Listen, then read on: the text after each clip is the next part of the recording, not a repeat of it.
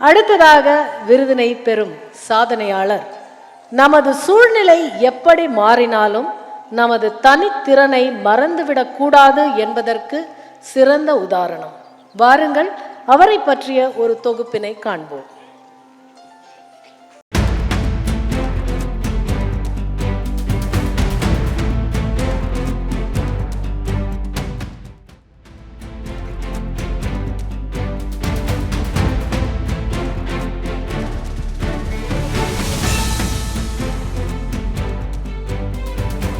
தங்கமானது தழலில் நின்று உருகி மருகினும் தன் ஒளி மங்கிடாது.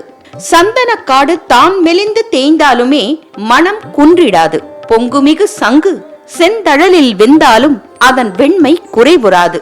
அதுபோல தன் மண்ணையும் மரபையும் விட்டு எவ்வளவு தூரம் புலம் பெயர்ந்தாலும் தனது இசையை கைவிடாது இன்முகம் கொண்டு கானம் பாடி வரும் வானம் பாடி இவர். இலங்கையின் திரிகோணமலையில் ஈழத்து மெல்லிசை மன்னர் திரு MP பரமேஷ் மற்றும் பாடகி திருமதி சிவமாலினி அவர்களுக்கு மூத்த மகளாக பிறந்த இவருக்கு இசை என்பது இவரது ரத்தத்திலேயே ஊறிய ஒன்று எனலாம். இவருடைய தந்தை இலங்கையின் முதல் இசைத்தட்டை இசையமைத்து எழுதி பாடி வெளியிட்டவர். இவருடைய பாட்டனார் திரு மா பீதாம்பரம் கல்லூரி வித்யாதிகாரி, தமிழ் பண்டிதர், பிள்ளைப்பாட்டு கவிஞர் மற்றும் சுவாமி விபுலானந்தரின் முதல் மாணவன் ஆவார். தாயார் சிவமாலினி அண்ணாமலை பல்கலைக்கழகத்தின் மாணவி, சங்கீத பூஷணம் பட்டம் பெற்றவர். பாட்டனார் திரு ஆ நமச்சிவாயம் பிள்ளையும் ஒரு சங்கீத பூஷணம், இசை கலைஞர். இப்படி இசையும் தமிழும் இரண்டர கலந்த குடும்பத்தில் பிறந்து வளர்ந்தவர் இவர். இவருடைய தாய் தந்தையர் இலங்கையில் இணைந்து பல இசை நிகழ்ச்சிகள் வழங்கிய பொழுது தானும் அவர்களுடன் இணைந்து 4 வயது முதலே மேடையில் பாடத் தொடங்கிய இவர் தாயிடம் முறைப்படி கர்நாடக சங்கீதமும் தந்தையிடம் வெஸ்டர்ன் மியூசிக்கும் பயின்றார். அப்பொழுதே ஏறத்தாழ 300-400 மேடைகளில் மழலை பாடகியாகி வலம் வந்த கானக்குயில் இவர். நாட்டின் அரசியல் சூழல் காரணமாக இலங்கையில் இருந்து இவர்கள் ஜெர்மனி நாட்டிற்கு புலம் பெயர்ந்தனர். அங்கே தமிழ் மொழி கலை கலாச்சார நிகழ்ச்சிகளில் பாடும் வாய்ப்பு கிடைப்பது அரிது. அந்த சூழலிலும் தனது உள்ளத்திலேயே ஊறிய அந்த இசையை இடைவிடாது வாய்ப்பு கிடைக்கும் போதெல்லாம் இசை நிகழ்ச்சிகளை வழங்கினார்.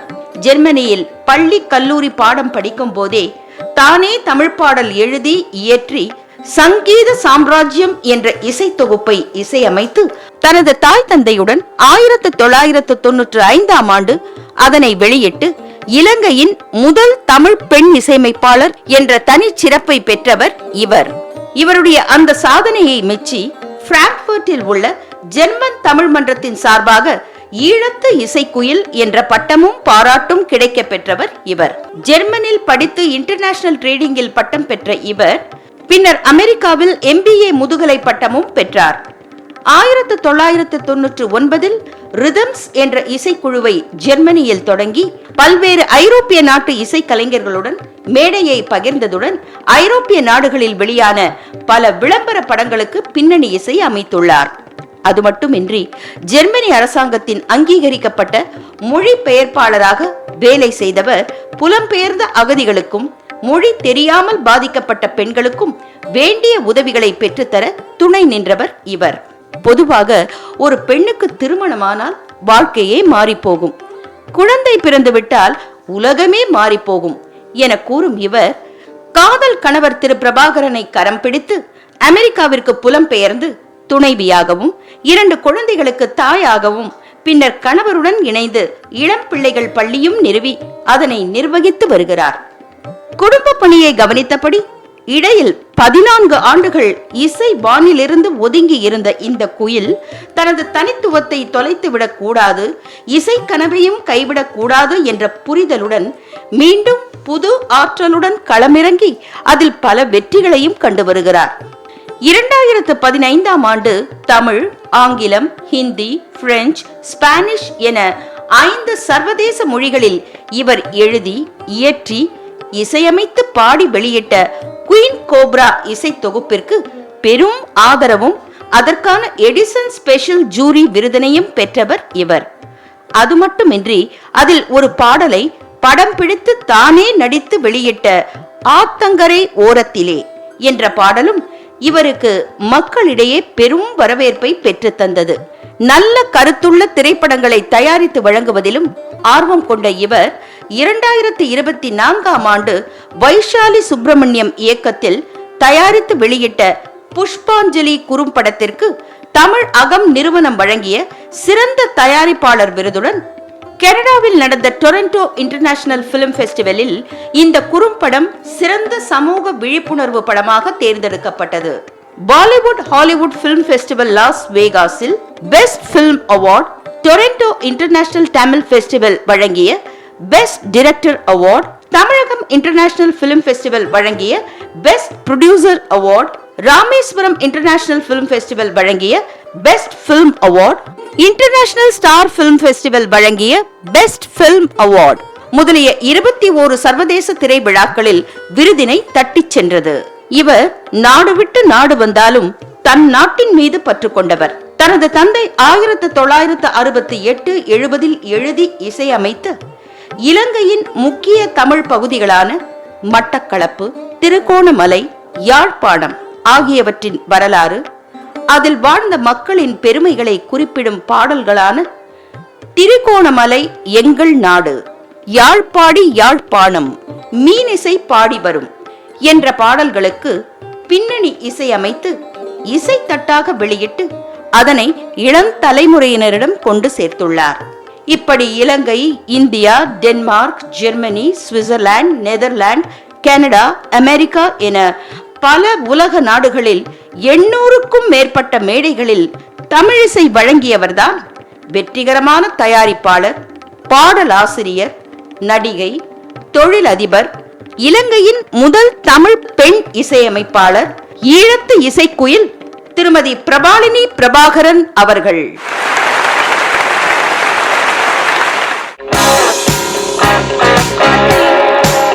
இலங்கையின் முதல் தமிழ் பெண் இசையமைப்பாளர் என்பதற்கான மெகா மகளிர் சாதனையாளர் விருதினை பெற திருமதி பிரபாலினி பிரபாகரனை அன்போடு மேடைக்கு அழைக்கிறோம். இந்த விருதினை வழங்க முன்னாள் மத்திய அமைச்சர் திரு KV தங்கபாலு ஐயா அவர்களையும், மெகா டிவியின் நிர்வாக இயக்குனர் முனைவர் ஜெயந்தி தங்கபாலு அம்மா அவர்களையும்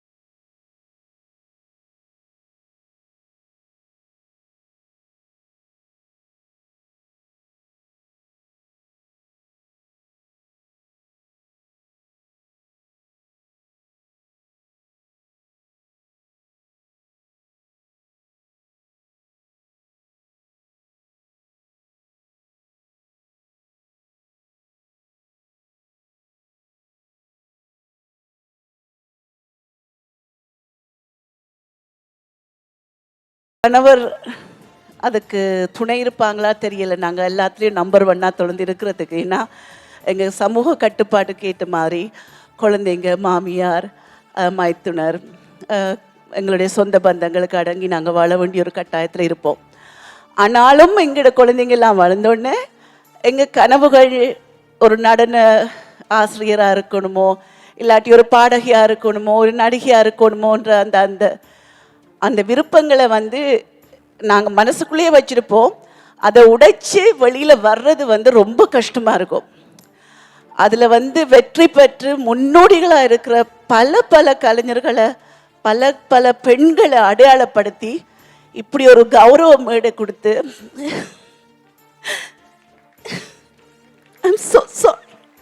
எங்கள் எல்லாரையும் கொண்டு இங்கே அடையாளப்படுத்தி இப்படி பாராட்டுற திருமதி ஜெயந்தி மற்றும் அவங்க கணவருக்கு நான் நன்றியாக இருப்பேன். அது மட்டும் இல்லை, இப்படிப்பட்ட பெருமையான இது வடிவக்கரசி அம்மா பார்த்தேன். ட்விங்கிள் ட்விங்கிள் ஸ்டார் புகழ் போட லேடிஸ் சூப்பர் ஸ்டார் பார்த்தேன். ஸோ இப்படி பல பேர் இருக்கும் இந்த மேடையில் என்னையும் கொடுத்து இந்த அடையாளத்தை கொடுத்தமைக்கு மிகவும் நன்றி. அது மட்டும் இல்லை, எனக்கு அம்மா கூட ஒரு சில காலங்களுக்கு முதல் நான் பேசினேன் ஃபோனில். முதல்ல நான் என்னை கொண்டு இங்கே அடையாளப்படுத்தின என்னுடைய நண்பர் திரு யாதவ் அவர்களுக்கு மனமார்ந்த நன்றிகளை தெரிவிச்சுக்கிறேன். அவங்க தான் எடுத்து என்னை பற்றி சொன்னாங்க. அவர் என்னுடைய பல டீமில் பல சாங்ஸில் நாங்கள் எல்லாரும் சேர்ந்து வேலை பார்த்துருக்கோம். ஸோ அதனால அவருக்கு என்ன தெரியும். ஸோ அதை கொண்டு இங்கே அம்மா கொடுத்தோடனே உடனே நிச்சயமாக அவங்கள பார்க்கணும்னு என்னோட எடுத்து பேசினாங்க. அப்போ நான் அவங்கள பற்றி ரொம்ப நிறைய விஷயங்கள் அறிஞ்சேன்.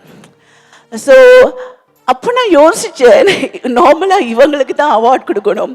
இவங்க இத்தனை மேடையில் இத்தனை உலகத்தில் வாழ்கிற மூளை முடுக்கில் இருக்கிற எல்லா தமிழச்சியையும் கொண்டு மேடையில் அடையாளப்படுத்துகிற இவங்களுக்கு தான் மேடை கொடுக்கணும், நிச்சயமாக கௌரவம் கொடுக்கணும்னு சொல்லி யோசித்தேன். அந்த டைமில் தான் நான் ஒரு சின்ன ஒரு திட்டம் ஒன்று போட்டோம். அவங்களுக்கே தெரியாது. நன்றி அம்மா, நன்றி. இதே வச்சுக்கோங்க. ஸோ இது என்னன்னு சொன்னால், இவ்வளோ பேரை கொண்டு இங்கே அடையாளப்படுத்துகிற ஜெயந்தி அம்மாவை நாங்கள் பாராட்டியே ஆகணும். இது நான் என்னுடைய யூஎஸ் கம்பெனி மூலமாக தயாரித்து திரு யாதவ் மூலமாக எல்லாம் ஏற்பாடு படுத்தி, சாரி நான் உங்களுக்கு கூட சொல்லலை, ஏன்னா எனக்கு யார் என்ன நடக்குதோ எதுவுமே தெரியாது. நேற்று ராத்திரி தான் இறங்கின யூஎஸ்ல இருந்து. யாதவ் இங்கே எல்லாம் ஏற்பாடு படுத்தினதால எனக்கு ரொம்ப சிரமம் இல்லாமல் எல்லாம் பண்ணி கொடுத்தாரு. ரொம்ப நன்றி. ஒரு 1 minute.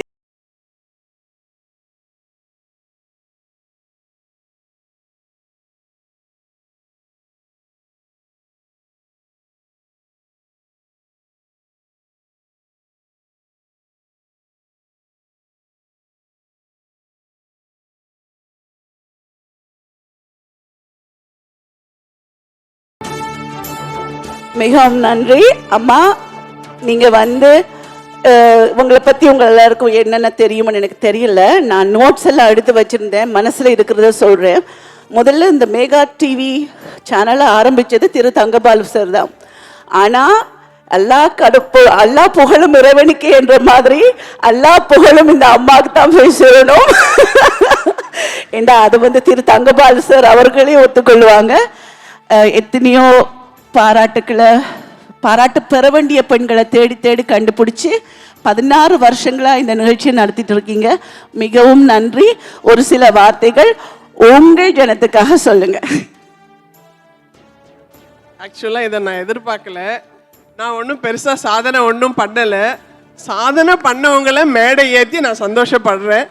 இந்த உலகத்தில் நிறைய பெண்களுக்கு இந்த மாதிரி முன்னுதாரணங்கள் இருக்காங்கன்னு சொல்லிட்டு இந்த ஊடகம் இருக்கிறதுனால அந்த ஊடகத்து மூலமாக நாட்டு மக்களுக்கு தெரியப்படுத்துகிறேன், நாட்டு பெண்களுக்கு உலக பெண்களுக்கு தெரியப்படுத்துகிறேன். அவ்வளவுதான். நான் எதுவும் பெரிய சாதனை பண்ணலை. இருந்தாலும் நீங்கள் இவ்வளோ முயற்சி எடுத்து இதை கொண்டு வந்து கொடுத்ததுக்கு நன்றி.